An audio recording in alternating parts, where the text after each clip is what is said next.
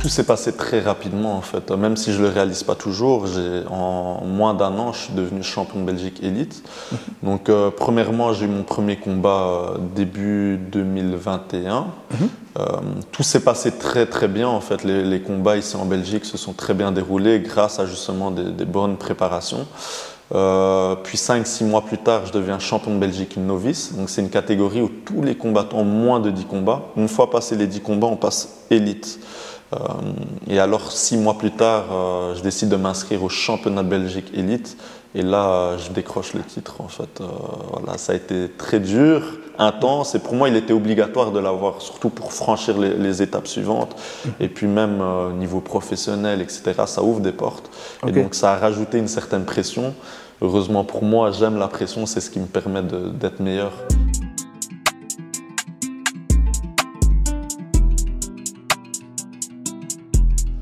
Est-ce que tu as remarqué du changement chez les gens, enfin envers toi?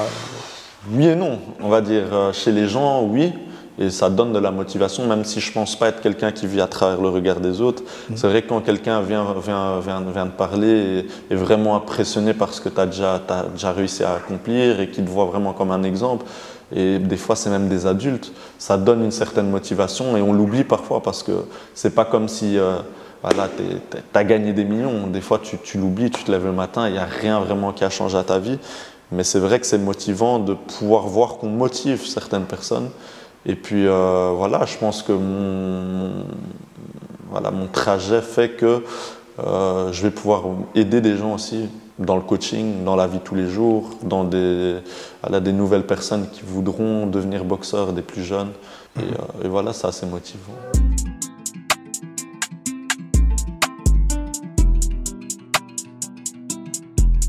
Quand on n'est pas médecin, il est difficile de savoir quel impact tous ces coups auront sur le cerveau. Maintenant, je pense que c'est une question de choix. Soit on décide de prendre le risque, soit on décide de ne pas le prendre. À part certains exemples qu'on peut avoir, comme je dis, il est difficile de savoir. Donc, c'est sûr que c'est un risque. Il faut savoir si le risque en vaut la peine. Maintenant, c'est vrai que c'est compliqué. Je ne parle pas forcément toujours de se retrouver en chaise roulante, par exemple. Ça peut être 10 ans plus tard, se retrouver avec de la dépression chronique. Ce sont des choses qu'on ne voit pas. Et c'est des choses qui peuvent détruire certaines personnes. Certains diront que ce n'est pas dangereux, d'autres diront que oui. Au boxeur de savoir si ça en vaut la peine.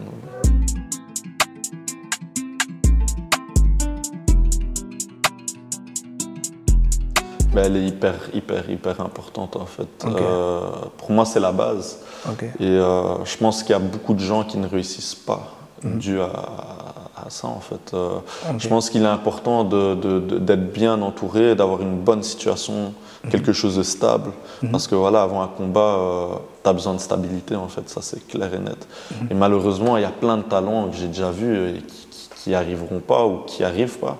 Parce qu'il manque de structure et il ne faut pas hésiter à aller voir un psy si ça ne va pas psychologiquement, si ça ne va pas à la maison, surtout quand on est sportif de haut niveau. Allez discuter, allez parler de vos problèmes, allez vous faire aider. On en a tous et il ne faut pas se le cacher. Et justement, je pense que quand on accepte ça, on peut justement guérir et pouvoir s'améliorer en fait. Et donc voilà, c'est ce que je conseille à tout sportif qui veut y arriver. Si on voit que la situation familiale ou privée n'est pas bonne, allez chercher de l'aide. Si vous voyez que psychologiquement vous avez du mal, vous manquez de confiance en vous, allez chercher de l'aide, allez en parler. Et ça s'améliorera avec le temps. Ouais, c'est ça, parce que quand on parle de mental aussi, il faut savoir que dans le sport de haut niveau, on va chercher loin, surtout dans la boxe. C'est des entraînements qui sont compliqués. On a déjà parlé de la préparation d'un combat. Le cutting, c'est quelque chose. On va pas faire un épisode là-dessus, mais j'invite tout le monde à aller voir. On tape cutting sur YouTube, on voit ce que c'est. Et donc, au final, on va chercher très loin au fond de soi-même. Mais comme je disais, imaginons quand tout se passe bien, ça va. Quand tu perds des combats, quand tu n'as plus personne quand tu n'as plus un promoteur qui veut te mettre, des fois tu sombres mentalement et c'est vrai que dans le sport c'est mal vu parce que nous, enfin dans le sport de haut niveau, pardon, les gens sont vus comme des invincibles un peu, surtout en boxe, parce que voilà, c'est un sport de bagarre. Et donc de savoir que par exemple ton idole ou un boxeur que tu vois normalement indestructible va chez un psy, c'est aussi quelque chose dont je pense, enfin je sais pas comment toi tu vois la chose parce que toi tu es dans le milieu et pas nous, mais c'est aussi quelque chose dont je pense que certains boxeurs auraient peut-être honte d'en parler. Tyson Fury l'a dit, il en a parlé, qu'il a fait une dépression, mais moi ça a été un des premiers que j'ai vu le dire publiquement et l'assumer. La plupart ne le diront pas ou préféreront sombrer dans leur coin. Et ça c'est important quand même de le souligner et je voulais avoir ton avis là-dessus parce que même un pratiquant qui commence, qui est déçu de quelque chose, bah, c'est quand même aussi important à tout niveau de pouvoir ne pas avoir honte de parler évidemment de tout ça, quoi. Ben moi j'en ai absolument pas honte, hein. Je pense que j'ai déjà été en dépression, peut-être que on le voit pas, hein. Les gens à l'extérieur ne le verront pas, mais j'en ai pas honte et peut-être même des fois c'est un problème, mais moi-même je le dis ici, mais des fois j'ai du mal à parler de mes problèmes. Je pense que voilà, c'est tout le monde a ça, mais il faut prendre son courage à deux mains. Ça, être courageux pour moi, c'est d'aller voir quelqu'un et expliquer ce qui va pas. Et c'est comme ça qu'on peut guérir. T'en as plein qui sont champions, mais quand tu regardes leur vie privée, voilà, ça va pas. Ils sont dans l'alcool, lui en préparation, ils ont plus ou moins une bonne hygiène de vie parce qu'ils ont des gens derrière eux. Mais une fois que c'est terminé, c'est alcool, c'est drogue. Et je pense que ce sont des gens qui n'ont jamais pris le temps de vraiment régler leurs problèmes. Et pour moi, le psychologique est vraiment hyper important. Et il est aussi important d'essayer de se connaître, savoir quelles sont ses faiblesses, que d'aller à la salle de sport, d'aller courir tous les jours. Et donc, pour moi, il faut se concentrer là-dessus, quoi, vraiment. Et pas que pour le sport, hein, pour la vie de tous les jours, en tout cas. Ok. Et il faut aussi, c'est aussi important de rappeler que le mental est aussi très très important en boxe parce qu'on ne parle pas de salaire que tu as tous les mois, on parle de cachet. Donc mentalement, il faut avoir les épaules solides, il faut avoir une bonne gestion. Tu parlais de la maison, donc il faut avoir une bonne gestion au quotidien. Il y a des équipes à payer, il y a des gens derrière toi.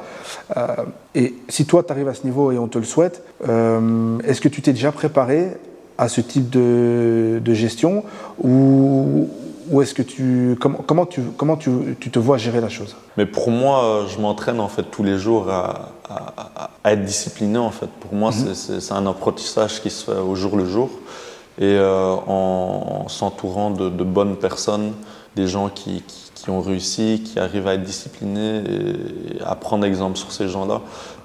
Malheureusement, je pense que l'éducation fait beaucoup, hein. Quand on a une bonne éducation, ça facilite les choses pour plus tard mieux pouvoir gérer ce genre de choses. Malheureusement, certaines personnes n'ont pas eu la chance d'avoir une bonne éducation. Et donc, ou plutôt l'éducation nécessaire pour gérer ce genre de choses. Et je pense que c'est important, justement, une fois qu'on grandit, d'apprendre à s'éduquer soi-même et de continuer à s'éduquer, et même si on a une bonne éducation. Et donc voilà, j'apprends à essayer de m'éduquer en fait tous les jours là-dessus, et à être courageux, à pas faire de folie, même si voilà, un jour j'ai un gros cachet, voilà, d'être raisonnable et discipliné.